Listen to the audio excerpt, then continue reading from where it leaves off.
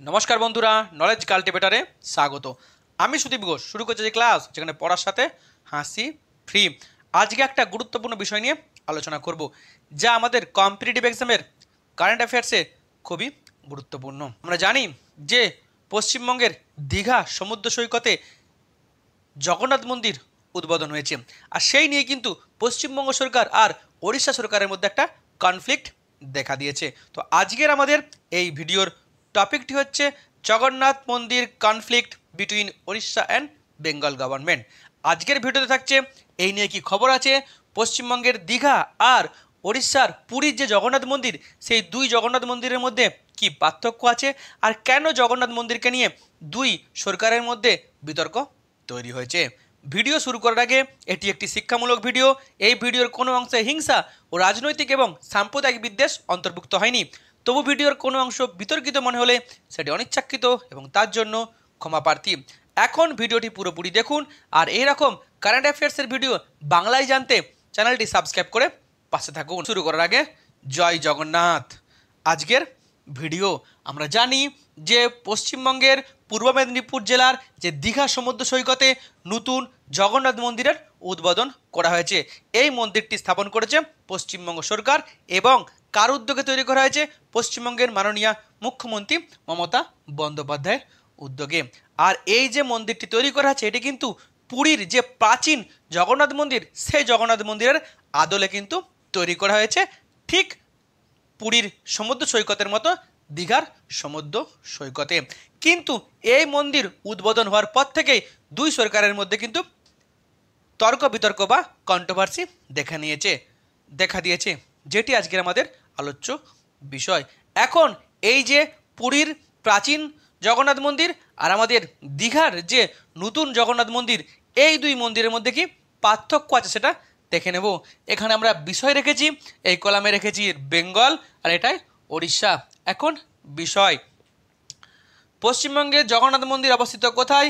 দীঘা সমুদ্র সৈকতে। আর উড়িষ্যার জগন্নাথ মন্দির অবস্থিত কোথায়? পুরীর সমুদ্র সৈকতে। ও পশ্চিমবঙ্গের জগন্নাথ মন্দির যেটা দীঘাতে অবস্থিত, সেটা তৈরি করেছে কে? পশ্চিমবঙ্গ সরকার। বিশেষ করে উদ্যোগ নিয়েছেন কে? পশ্চিমবঙ্গের মাননীয় মুখ্যমন্ত্রী। অন্যদিকে ওড়িশার যে জগন্নাথ মন্দির, সেই মন্দির তৈরি করেছিলেন কে? রাজা অনন্ত বর্মন। পশ্চিমবঙ্গের জগন্নাথ মন্দির স্থাপিত হয়েছে 2025 সালে, আর এই পুরীর জগন্নাথ মন্দির স্থাপিত হয়েছে 1161 খ্রিস্টাব্দে, অর্থাৎ 12th সেঞ্চুরিতে। এখন পশ্চিমবঙ্গের যে জগন্নাথ মন্দির, সেটা কিন্তু এই পুরীর জগন্নাথ মন্দিরের আদলে তৈরি করা হয়েছে, অর্থাৎ এর স্টাইলটাও কিন্তু কলিঙ্গ স্থাপত্য রীতি। আর পুরীর প্রাচীন জগন্নাথ মন্দির তো কলিঙ্গ স্থাপত্য রীতিতেই তৈরি হয়েছে। দুই যে জগন্নাথ মন্দির, সেই দুটি কিন্তু বেলে পাথর দিয়ে তৈরি করা হয়েছে। মেনলি পশ্চিমবঙ্গের যে জগন্নাথ মন্দির, তার কিন্তু কোনো ধর্মীয় গুরুত্ব নেই, এর কিন্তু ধর্মীয় কোনো ব্যাকগ্রাউন্ড নেই। এটি কিন্তু পশ্চিমবঙ্গ সরকারের টাকায় একটা কালচারাল সেন্টার বা সংস্কৃতি চর্চা কেন্দ্র হিসাবে তৈরি করা হয়েছে। কিন্তু পুরীর যে প্রাচীন জগন্নাথ মন্দির, তার কিন্তু ধর্মীয় ব্যাকগ্রাউন্ড বা ইতিহাস কিন্তু অনেক আছে। আমরা জানি শঙ্করাচার্য তিনি ভারতবর্ষের চার প্রান্তে 4টি মঠ বা ধাম তৈরি করেছিলেন। পূর্ব দিকে পুরী, পশ্চিমে দ্বারকা, দক্ষিণে রামেশ্বরম আর উত্তরে বদ্রীনাথ। অর্থাৎ এই 4টি ধামের মধ্যে একটি ধাম হচ্ছে কিন্তু পুরী, যেখানে কিন্তু এই জগন্নাথ মন্দির অবস্থিত। অর্থাৎ হিন্দু ধর্মের যে গুরুত্ব, সেখানে কিন্তু পুরীর জগন্নাথ মন্দিরের গুরুত্ব কিন্তু ব্যাপক। অন্যদিকে আরও একটা ব্যাপার আছে, দীঘা ও পুরী দুই জগন্নাথ মন্দিরেরই কিন্তু যে মূর্তি, অর্থাৎ যে আইডল বলরাম, সুভদ্রা, জগন্নাথ, সেগুলি কিন্তু এই নিম কাঠ দিয়েই তৈরি করা হয়েছে। অন্যদিকে বলে দিলাম যে দীঘার জগন্নাথ মন্দিরের কোনো ধর্মীয় কিংবা কোনো ঐতিহাসিক কিংবা কোনো পৌরাণিক ব্যাকগ্রাউন্ড নেই। কিন্তু যে পুরীর যে জগন্নাথ মন্দির, তার কিন্তু ধর্মীয় ব্যাকগ্রাউন্ড আছে, তার পৌরাণিক গুরুত্ব আছে, তার আবার ঐতিহাসিক গুরুত্ব আছে।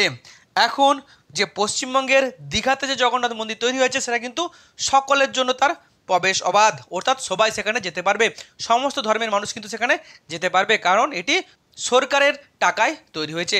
কিন্তু পুরীর যে জগন্নাথ মন্দির, সেখানে কিন্তু শুধুমাত্র হিন্দুরাই যেতে পারবে। এমনকি হিন্দু হওয়া সত্ত্বেও কিছু কিছু ব্যক্তি যাদের বিরুদ্ধে হিন্দুত্বের বিরোধী অভিযোগ উঠেছে, তারা কিন্তু এই মন্দিরে প্রবেশ করতে পারেনি।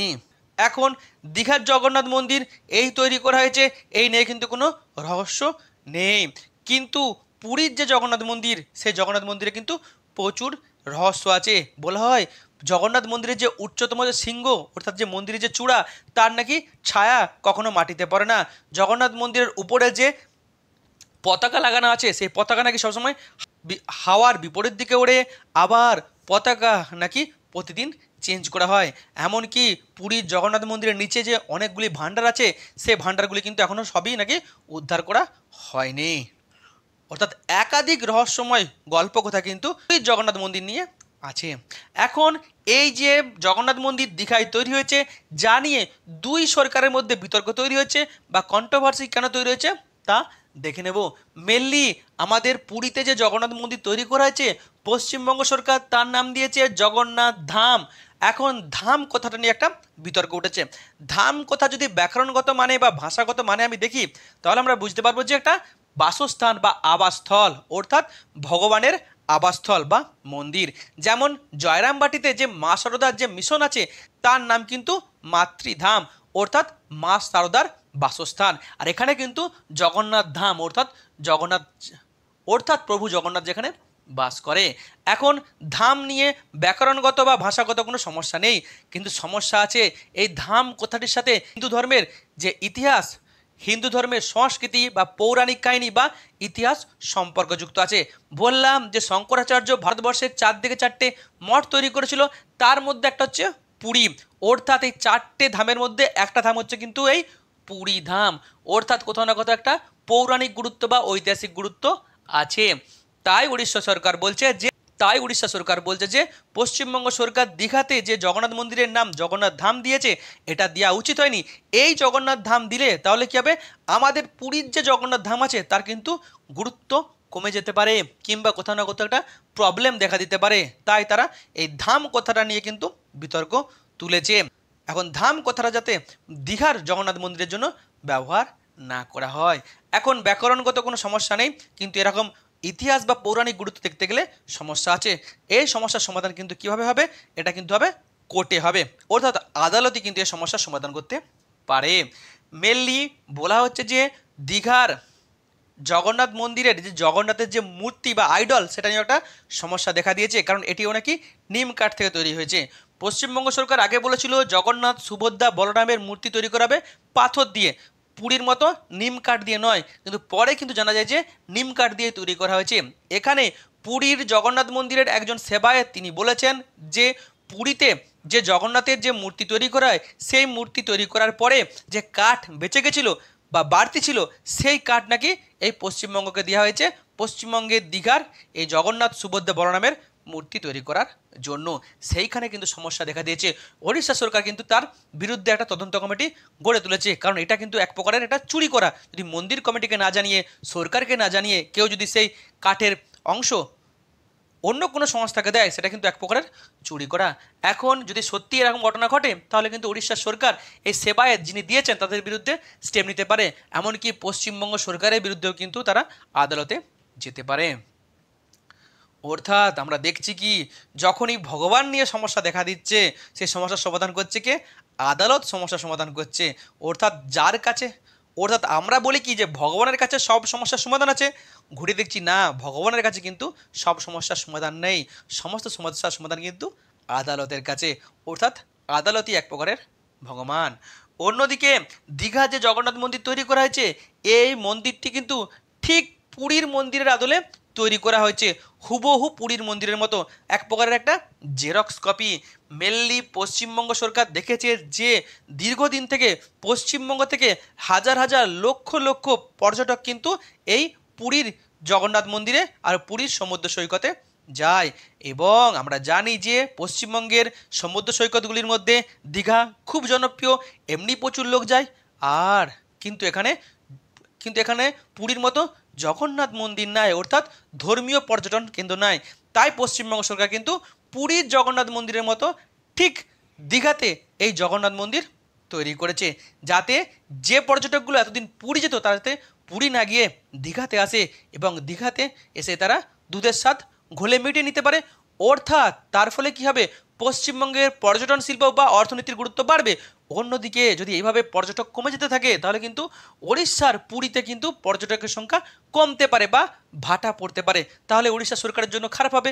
তাই কিন্তু উড়িষ্যা সরকার একটা সরাসরি দ্বন্দ্বে নেমেছে পশ্চিমবঙ্গ সরকারের বিরুদ্ধে। অন্যদিকে উড়িষ্যা সরকার বলছে পশ্চিমবঙ্গ সরকার যে দীঘা জগন্নাথ মন্দির তৈরি করেছে সেই মন্দির হুবহু ঠিক পুরীর মতো তৈরি করা হয়েছে, এমনকি নামটাও দিয়েছে জগন্নাথ ধাম।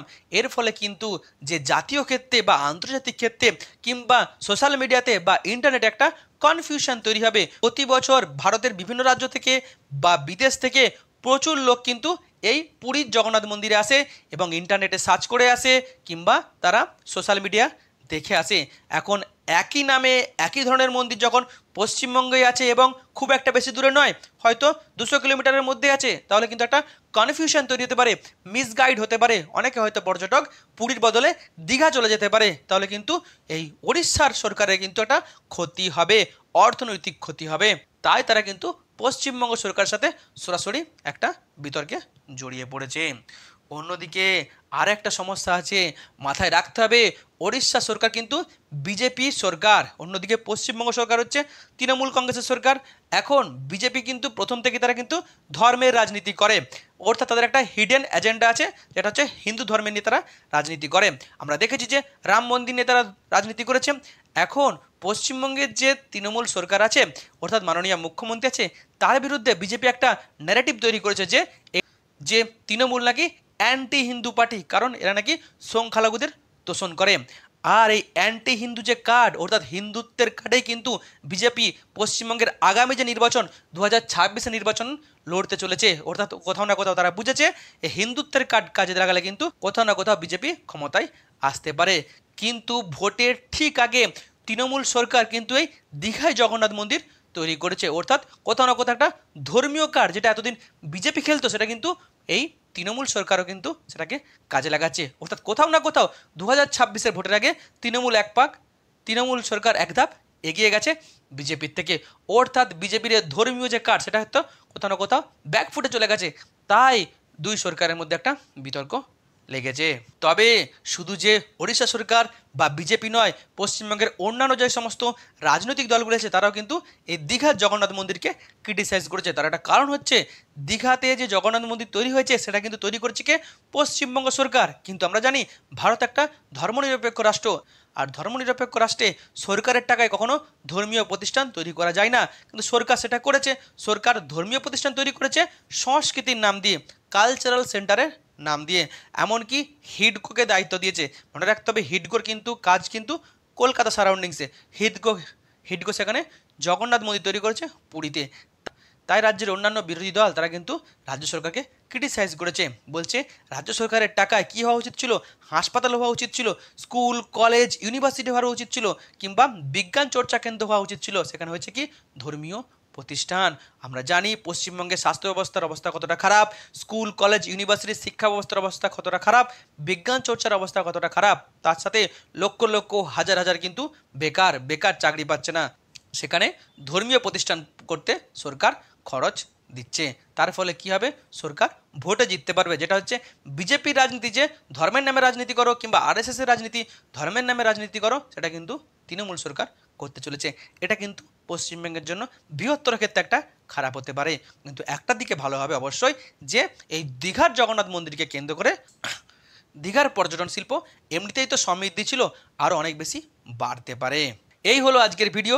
এখন এই যে দীঘায় যে জগন্নাথ মন্দির তৈরি হয়েছে সেই নিয়ে যে বিতর্ক তৈরি হয়েছে সেই নিয়ে আপনার মতামত কি অবশ্যই কমেন্ট বক্সে জানাবেন। ভিডিওটি এখানে শেষ হলো। ভিডিওটি যদি ভালো লাগে অবশ্যই লাইক কমেন্ট শেয়ার এবং চ্যানেলটি সাবস্ক্রাইব করতে ভুলবেন না।